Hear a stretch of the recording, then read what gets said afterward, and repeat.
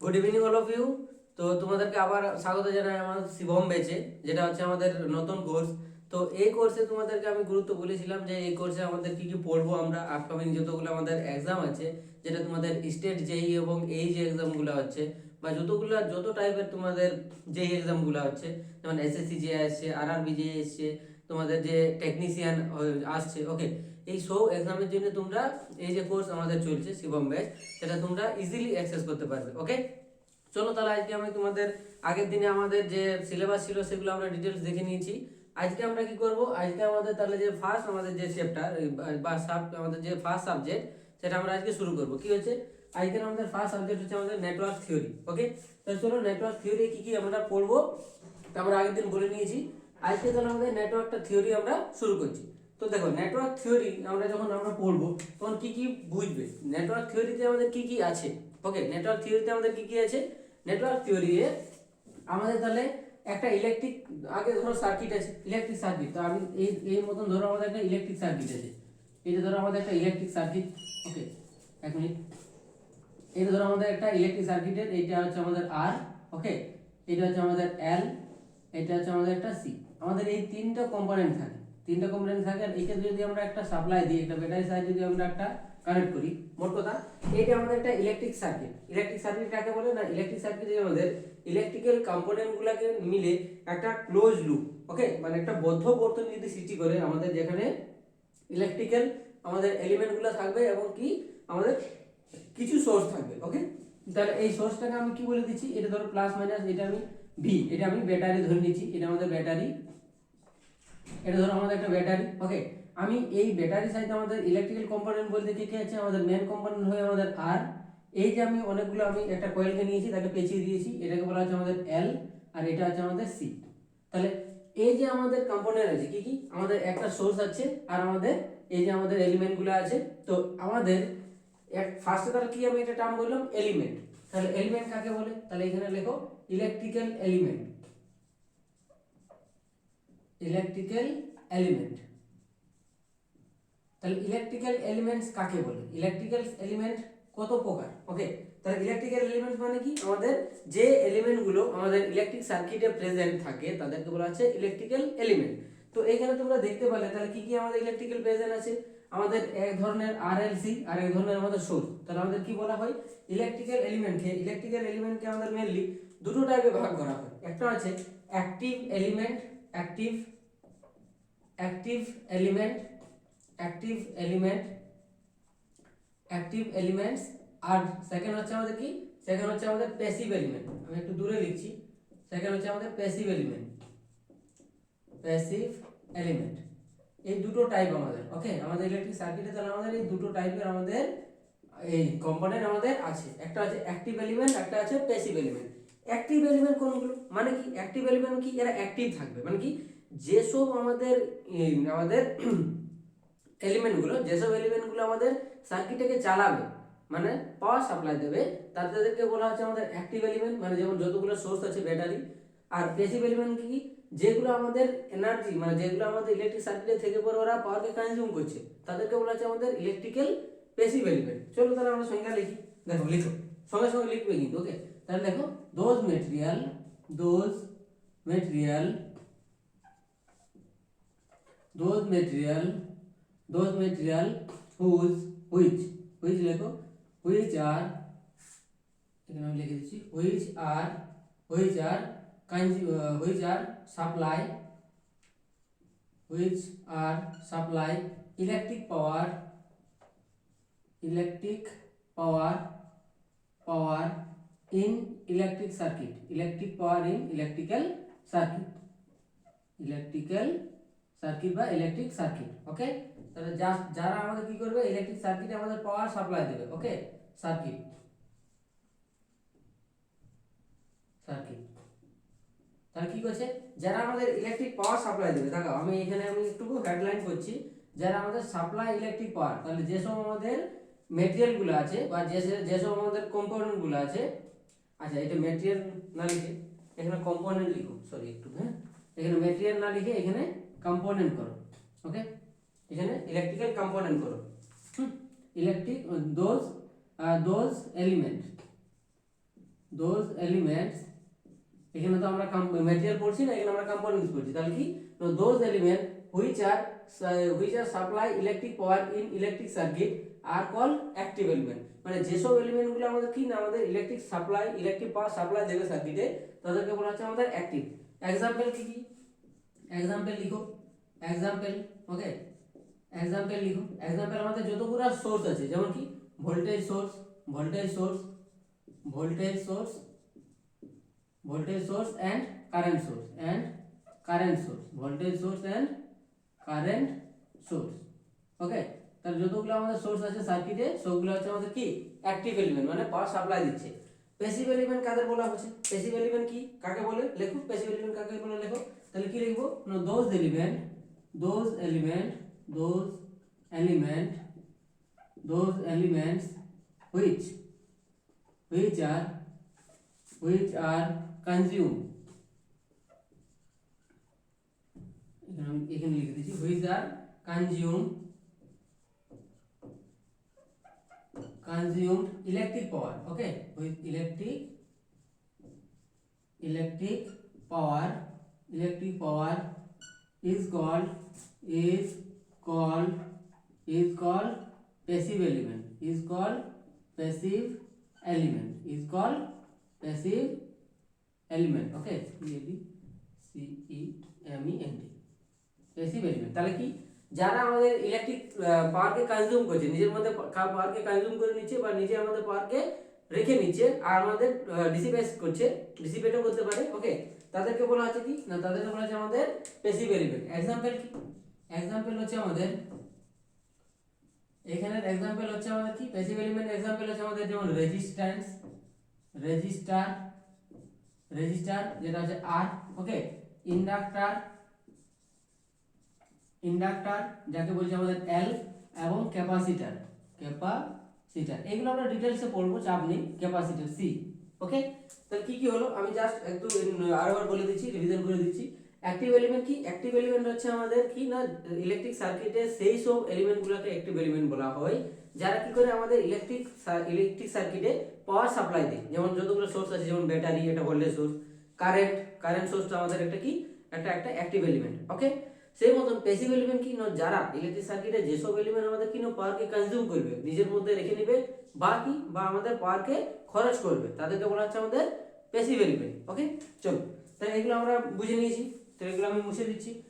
এখানে একটা তোমরা লিখে নিতে পারো যে এইটা যদি বলা যায় স্যার ভোল্টেজ সোর্সের আমাদের উৎস কোথায়, মানে এটা আমি কোথায় পাবো ভোল্টেজ সোর্সটা, তো ভোল্টেজ সোর্সে তোমরা যতগুলো ব্যাটারি দেখতে পাও, এখানে আমি ব্যাটারি লিখে দিচ্ছি, যতগুলো তোমরা ব্যাটারি দেখতে পাও, ব্যাটারি, ওকে, ভোল্টেজ সোর্সের আমাদের উৎস কোথায় না যতগুলো ব্যাটারি আছে, যতগুলো ব্যাটারি আছে যেগুলো তোমরা মার্কেটে পাও সবগুলো ভোল্টেজ সোর্সের উৎস। কারেন্ট সোর্সের উৎস তোমরা মাথায় রাখবে ট্রানজিস্টর, ওকে। ট্রানজিস্টর কি জিনিস এটা আমরা অ্যানালগ সার্কিটে পড়বো, এটা হচ্ছে আমাদের ভোল্টেজ সোর্স হিসাবে কাজ করে বলতে পারো, ওকে। চলো তাহলে আমরা একটু মুছে দিই। নেক্সট হেডিং দাও, তাহলে নেক্সট হেডিং দাও, আমরা প্যাসিভ এলিমেন্টগুলো আগে পড়ে নেবো, হ্যাঁ, আগে আমরা প্যাসিভ এলিমেন্টগুলোকে তাহলে পড়বো। চলো তাহলে নেক্সট হেডিং দাও। প্যাসিভ এলিমেন্টের মধ্যে ফার্স্ট যে ছিল সেটা হচ্ছে আমাদের রেজিস্টার, তাহলে নেক্সট হেডিং দাও রেজিস্টার। চলো রেজিস্টার, তাহলে আমরা প্যাসিভ এলিমেন্ট পড়ছি। এক নম্বর আমাদের দু ধরনের এলিমেন্ট হলো অ্যাক্টিভ আর প্যাসিভ, তাহলে আমরা আগে প্যাসিভ এলিমেন্টগুলো পড়ি। প্যাসিভ এলিমেন্ট তো প্যাসিভ এলিমেন্টের মধ্যে আমি তিনটা ভিডিওতে তিনটা করব, ওকে। একটা আমরা পুরো রেজিস্ট্যান্স পড়বো, একটা আমরা ইন্ডাক্টর পড়বো, একটা আমরা ক্যাপাসিটর পড়বো। চলো তাহলে আমরা ফার্স্ট হেডিং দিচ্ছি আমরা রেজিস্টার। চলো তাহলে হেডিং দাও রেজিস্টার। রেজিস্টার কাকে বলে, রেজিস্টার কি জিনিস, দেখো রেজিস্টার কি জিনিস। রেজিস্টার হচ্ছে, আমি যদি তোমাদেরকে একটা এক্সাম্পল দিই, রেজিস্টারে যদি তোমাদেরকে একটা এক্সাম্পল দিচ্ছি, ওকে, এটা ধরো, এক মিনিট দাঁড়াও, রেজিস্টারের একটা এক্সাম্পল দিচ্ছি, ওকে, এটাই আমি লিখছি, এটা ধরো আমার একটা এক্সাম্পল, ওকে। এটা আমি ওয়্যারটা আমার মাইকের ওয়্যারটা আমি ইউজ করছি, এটা ধরো আমাদের একটা তার, তাহলে এই তারের মধ্যে এই তারটা, এই যে তারটা আছে, এই তারের মধ্যে আমাদের যদি কারেন্ট ফ্লো করাই, এই তারের মধ্যে যদি আমি কারেন্ট ফ্লো করাই, তাহলে এই তারের আমাদের একটা কিছু প্রপার্টি আছে, এই তারের একটা ইন্টারনাল প্রপার্টি আছে, যে কি করবে না আমাদের কারেন্টটাকে অপোজ করবে, কারেন্টটাকে আসতে বাধা দেবে এর মধ্যে দিয়ে। তাহলে যে ধর্মের জন্য আমাদের এই তারটা এর মধ্যে কারেন্টটাকে বাধা দিচ্ছে সেটাকেই বলা হচ্ছে আমাদের কি না resistance of the conducting material. Okay, তো রেজিস্ট্যান্স বোঝা গেছে। ঠিক আছে, দেখো তাহলে কাকে বলে আগে সংজ্ঞাটা লিখো। তাহলে রেজিস্টার হচ্ছে কি না it is a energy dissipated energy or power, দুটো একই জিনিস বলতে পারো, হ্যাঁ, বা পাওয়ার ডিসিপেশন, এনার্জি ডিসিপেট বা পাওয়ার ডিসিপেট, পাওয়ারটা ভালো হবে, পাওয়ার লিখো। তাহলে পাওয়ার ডিসিপেটেড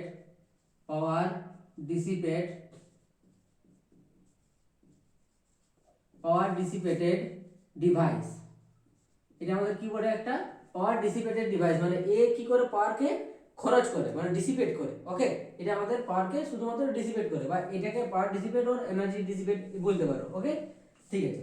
নেক্সট আসছে তাহলে স্যার, তাহলে রেজিস্ট্যান্স আমরা তো সবাই জানি রেজিস্ট্যান্স, তাহলে স্যার রেজিস্টারটা কি? রেজিস্টারটা হলো পাওয়ার ডিসিপেট ডিভাইসটা। ওকে, যেমন কি হয় এটা আমাদের দেখতে কেমন হয়, তোমরা যদি দেখো তাহলে দেখতে হচ্ছে এই মতো। রেজিস্টার কেমন দেখতে হয়? এই মতো একটা আমাদের গোল এই মতন টাইপের থাকে, এটা আমি তোমাদের প্র্যাকটিক্যালি দেখাবো। এই মতন আমাদের দেখতে হয়, হ্যাঁ, এই মতন দেখতে হয়। এখানে কি, এখানে আমাদের এর কালার কোডগুলো থাকে, আমাদের 4টা কালার মেনলি থাকে। তাহলে এটা এই যে কোডিং আছে এইগুলোকে কি বলা আছে? কোডিং বলা হয়, কালার কোডিং। এইখান থেকে আমরা কি এই রেজিস্ট্যান্সের আমরা এটা পাই, মানে কত রেজিস্ট্যান্সের বটে সেটা আমরা পাই। ঠিক আছে, তাহলে ওটা আমরা পরে আসবো একদিন। দেখো এবার আছে যে রেজিস্ট্যান্স কাকে বলে, লিখো resistance. What is resistance? Resistance এটাকে আর দ্বারা ডিনোট করা যায়, আর। এটা কাকে বলা হয়? রেজিস্ট্যান্স কি জিনিস? তাহলে দেখো রেজিস্ট্যান্স কি, আমি এখন একটা এটা ধরো একটা কন্ডাক্টিং আমি মেটেরিয়াল লিখছি, একটা আমরা ধরো কন্ডাক্টর লিখছি, এটা ধরো আমাদের একটা কপার তার, যেটা আমি বললাম এটা ধরো আমাদের একটা কপার তার। এর ভিতরে আমি কি একে আমি একটা আমার ব্যাটারির সাহায্যে কানেক্ট করে দিয়েছি, এটা আমাদের একটা কপার তার। এটা ধরো আমাদের একটা কপার তার, একে আমি কি একটা ব্যাটারির সাহায্যে আমি সাপ্লাই দিয়ে দিচ্ছি, ধরো এটা পজিটিভ ভ্যালু, এটা আমাদের নেগেটিভ প্রান্ত। এইবারে এই যে ব্যাটারির সাথে আমি কানেক্ট করার পরে আমাদের কি এইখান থেকে তাহলে একটা কারেন্ট ফ্লো হবে, একটা আমাদের কারেন্ট ফ্লো হচ্ছে আই। ওকে, তাহলে এই যে কারেন্টটা ফ্লো হচ্ছে তাহলে এটার ভিতরে কি আছে? আচ্ছা, কারেন্ট কি করে ফ্লো হয় জানো তো? ওটা আমি ওহম সূত্রে যদি আমি বলি তো তখন বলে দিচ্ছি। ওকে, কি আছে? এই যে কারেন্টটা ফ্লো হচ্ছে, এখন শুধু মাথায় রাখো যে কারেন্টটা ফ্লো হয় কেন হয়, আমি পরে একটা ভিডিওতে আমি বলছি। কি হচ্ছে এইখানে আমাদের কি, তাহলে এই যে আমাদের এটা কপার, ধরো এটা আমি কপার তার ইউজ করেছি, তাহলে এই যে এটা আমি সিইউ কপার ওয়্যার আমি ইউজ করেছি, কপার ওয়্যার ইউজ করেছি। তাহলে এই যে কপার ওয়্যারটা ইউজ করেছি, তাহলে কি হবে? এই কপার ওয়্যারের ভিতরে আমাদের কিছু একটা মেটেরিয়াল আছে, মানে কি এই আমাদের একটা রেজিস্ট্যান্স আমাদের দেবে। কি করবে? এই কপার ওয়্যারটা আমাদের একটা রেজিস্ট্যান্স ফর্ম করবে, যে কিনা আমাদের এই যে কারেন্ট এর মধ্যে দিয়ে যাচ্ছে তাকে অপোজ করার চেষ্টা করবে, তাকে ওর মধ্যে দিয়ে যেতে দিবে না। মানে দেখি ধরে নাও এইটা আমাদের একটা এইটা রেজিস্টার, মানে একটা আছে রেজিস্টার, ধরে নাও এটা আমাদের ওয়্যার, কপার ওয়্যার। তাহলে এর মধ্যে দিয়ে আমি কারেন্ট ফ্লো করাই, তাহলে কি হবে না কিছু এর প্রপার্টি আছে যে একে বাধা দিচ্ছে, তাহলে এর প্রপার্টির নামটা হচ্ছে কি আমাদের রেজিস্ট্যান্স। তাহলে এটা কি হচ্ছে, কাকে বলে লেখো, তাহলে লেখো it is the internal properties of a conducting material of a conducting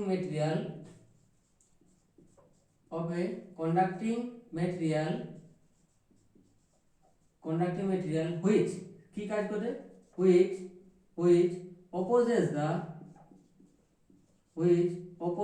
the flow of current flowing through it,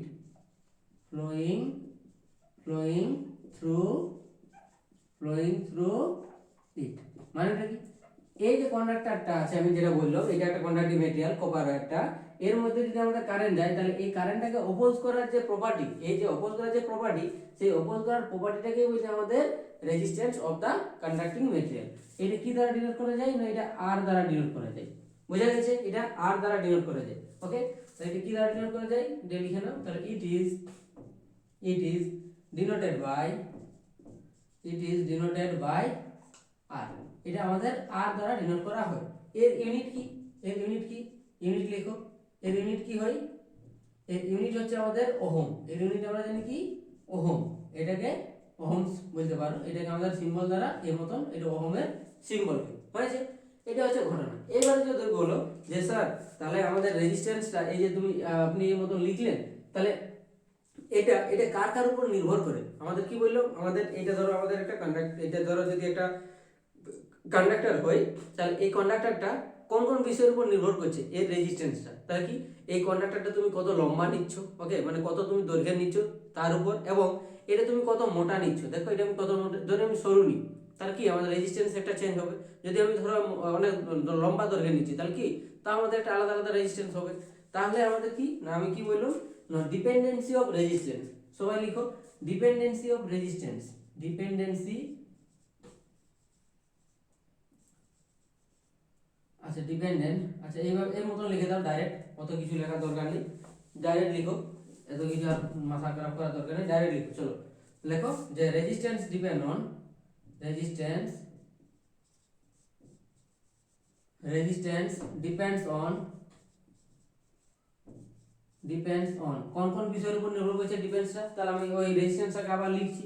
তাহলে এটা ধরো আমাদের একটু আমি বড় রেজিস্ট্যান্স লিখছি, এটা আমাদের ধরো একটা আমি বড় রেজিস্ট্যান্স লিখলাম, বড় একটু রেজিস্ট্যান্স লিখলাম। তাহলে এই যে আমার রেজিস্টারটা আছে, যে আমাদের ওয়্যারটা আছে বা যে আমাদের কন্ডাক্টরটা আছে, তার একটা লেন্থ থাকবে, লেন্থ মানে কত দৈর্ঘ্যের আছে, তাহলে আমি এটা দৈর্ঘ্যটা আমি বলে দিচ্ছি কত না এল দৈর্ঘ্যের আছে, ওকে, এল দৈর্ঘ্যের আমাদের এটা আছে।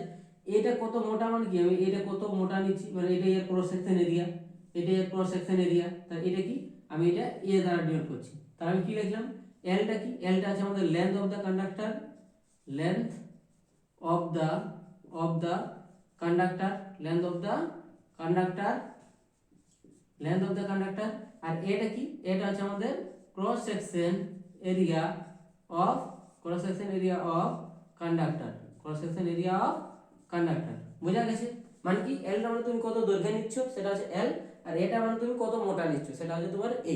তাহলে এই যে আমাদের রেজিস্ট্যান্স আছে তাহলে আর, তাহলে এক নম্বর কি হয়েছে, এক নম্বর আমাদের রেজিস্ট্যান্স, এক নম্বর আমাদের রেজিস্ট্যান্স তোমার এল এর সাথে, লেন্থ অফ দ্য কন্ডাক্টরের সাথে সমানুপাতিক, ডাইরেক্টলি প্রপোর্শনাল, ওটা আমি লিখছি না, হ্যাঁ, তাহলে ডাইরেক্টলি প্রপোর্শনাল হয়, আমি জাস্ট বলে দিচ্ছি। তাহলে আর ইকুয়াল টু কি, আর সমানুপাতিক হচ্ছে আমাদের এল, মানে কি আমাদের রেজিস্ট্যান্সটা ডাইরেক্টলি প্রপোর্শনাল হচ্ছে আমাদের এল এর সাথে, লেন্থ অফ দ্য কন্ডাক্টরের সাথে। লিখে দিচ্ছি, আচ্ছা চলো লিখে দিই, তবে আমি জাস্ট সংক্ষেপে লিখে দিচ্ছি, যদি বুঝতে অসুবিধা হয় যে স্যার এইসব কি সিম্বল ইউজ করছেন না করছেন, তাহলে আমরা জাস্ট লিখে দিই। চলো দেখো তাহলে লিখো সবাই, তাহলে এক নম্বর লিখো, এক নম্বর লিখো যে resistance, resistance is directly proportional, directly proportional, directly proportional to the length of the conductor, length of the conductor, আমাদের কন্ডাক্টরের লেন্থের সাথে ডাইরেক্টলি প্রপোর্শনাল হয়। দুই নম্বর কি, দুই নম্বর সূত্রটা হচ্ছে আমাদের যে resistance, resistance is inversely proportional, inversely proportional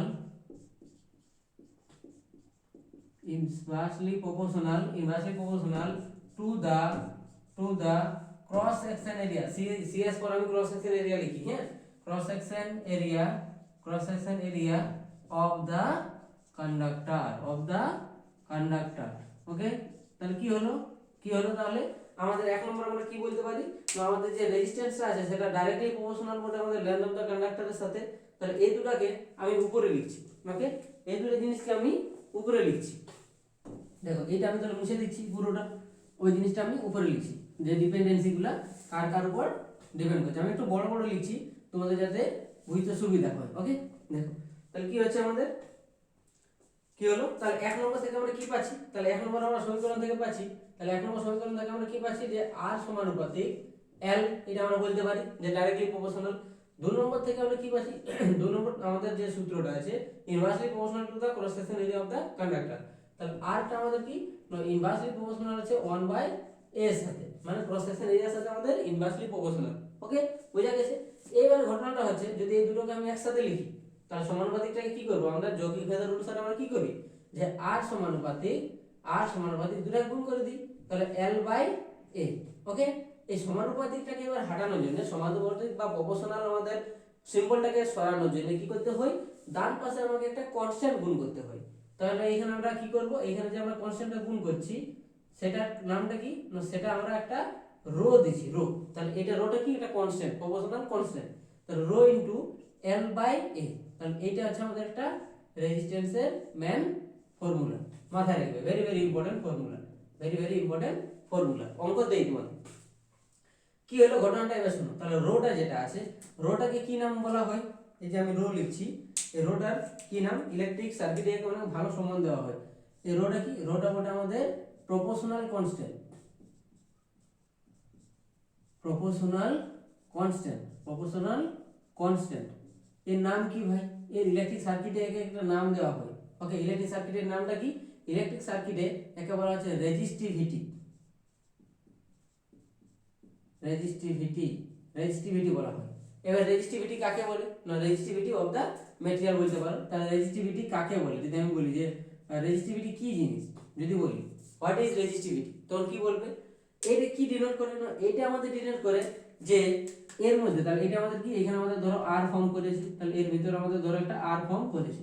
তাহলে রেজিস্টিভিটি কি, রেজিস্টিভিটি হচ্ছে এই যে এইখানে আমাদের কি হবে না, এটার মধ্যে যে কারেন্টটা ফ্লো হচ্ছে, এটার মধ্যে যে আমাদের ধরো যে কারেন্টটা ফ্লো হচ্ছে আই, এর মধ্যে যে কারেন্টটা ফ্লো হচ্ছে, সেই কারেন্টটাকে কত ক্ষমতা আছে আটকাবার, ক্ষমতাটাকে ডিনোট করবে। তাহলে কি না, ইট ইজ, তাহলে ইট ইজ ডিনোটেড বা ডিফাইন, এইভাবে লেখো, it is define, it is defined defined defined it is defined as the tendency of, as the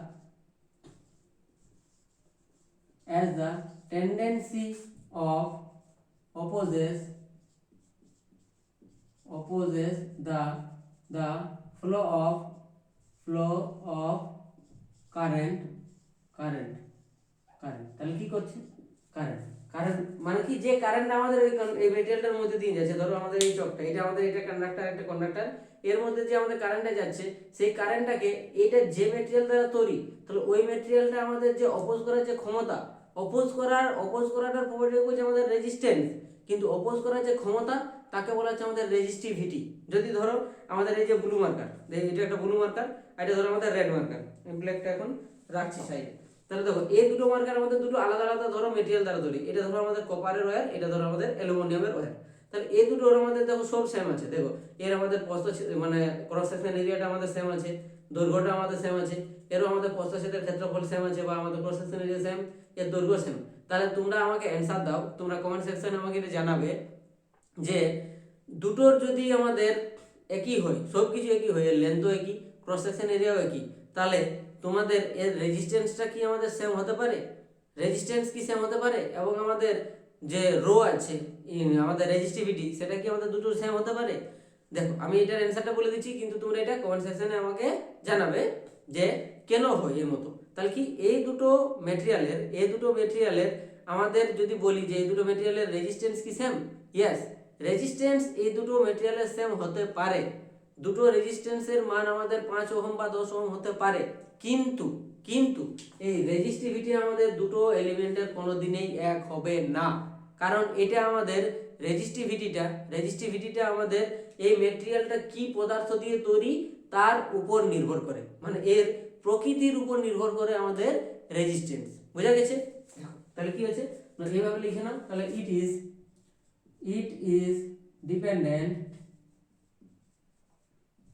depends upon বা depends on the properties of the material, the